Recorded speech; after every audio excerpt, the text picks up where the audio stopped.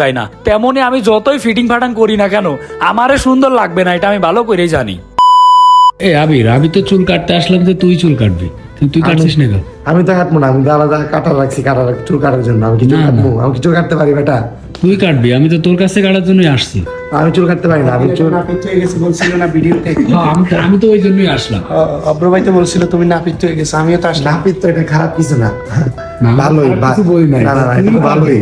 তুই কাটবি তা না? না আমি তো পারি না, আমি লোক রাখছি, পারি না দেখি লোক রাখছি কারোর জন্য।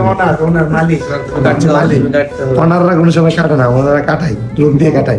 তো চুল কাটার মাঝে কিছুক্ষণ ফাজলামিও করে নিলাম, এখন চুল কাটা চলবে, দেখি আমার কেমন চুল কাটে।